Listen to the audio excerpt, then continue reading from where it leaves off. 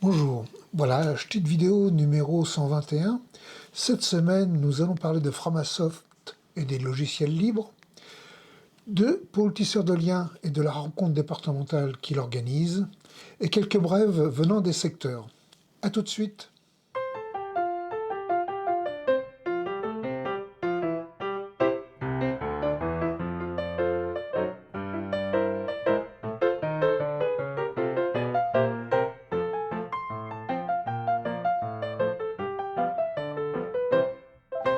Le mercredi 6 avril, à 20 h, à la Maison du Terroir à Genouilly, nous organisons une formation autour de Framasoft sur le thème du logiciel libre. L'éducation populaire se doit de comprendre les enjeux qui se cachent dans le monde du gratuit et appréhender les outils libres existants. Vous pouvez en apprendre un peu plus.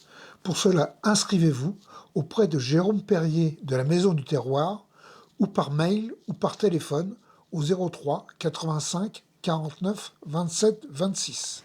Le pôle Tisseur de Liens organise son assemblée départementale à Trembly, salle des 1000 clubs, le lundi 11 avril à 19 h. 3 foyers viendront présenter auprès du public leur initiative concernant le lien en milieu rural. Vous êtes cordialement invités à participer. Inscrivez-vous auprès de la fédération ou du pôle Tisseur de Liens. Bonjour, c'est Stéphane pour la petite vidéo. Donc une petite nouvelle aujourd'hui qui concernera peut-être peu de monde du réseau, sans doute les plus grosses associations parmi vous, mais voilà, je me lance quand même. Nous apprenons que le ministère des Finances va ouvrir un guichet à partir du 14 avril et uniquement pour une période de 2 semaines qui permettra de réaliser les démarches pour bénéficier des aides coûts fixes rebond et coûts fixes consolidation. Ce sont a priori les aides qui étaient jusque-là destinées aux entreprises et qui vont être ouvertes donc à certaines associations sous conditions bien évidemment. Ces conditions, vous allez les trouver dans un document qui s'appellera Prise en charge des coûts fixes des entreprises sous forme associative que nous mettons dès à présent sur le site de la Fédé dans l'onglet Présentation Centre de ressources. Voilà, on vous laisse lire ce document. Il est, même si ça peut paraître obscur, il est très court, 3-4 pages, avec des explications très précises. Voilà, merci et à très vite. Une petite information pour éviter que nos mails se retrouvent dans vos spams. Merci d'indiquer dans vos contacts notre mail fdfr.71@wanadoo.fr.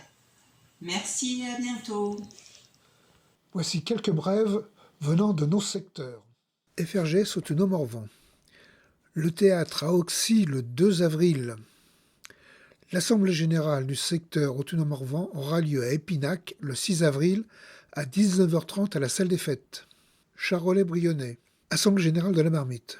L'Assemblée générale qui s'est tenue cette semaine a eu un bon succès. Maxime, stagiaire, a présenté le sel, le fait-tout dont on a déjà parlé.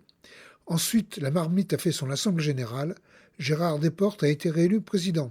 Assemblée générale du foyer rural d'Oyer. 26 personnes du village et leur bureau, malgré le coup d'arrêt dû à la Covid, comme partout, les jeunes du village ou originaires du village s'engagent dans leur foyer. C'était vraiment une belle assemblée. Bresse, rencontre de plusieurs foyers à Ully-sur-Selle. Les foyers de Fincelles, Sornay, Rancy, la Grange Rouge, la Chapelle-Naude et l'association Miam de Mervan se sont retrouvés après cette période de pandémie pour faire le point ensemble et envisager quelle action en commun pourrait être envisagée. Voilà, cette petite TV est terminée.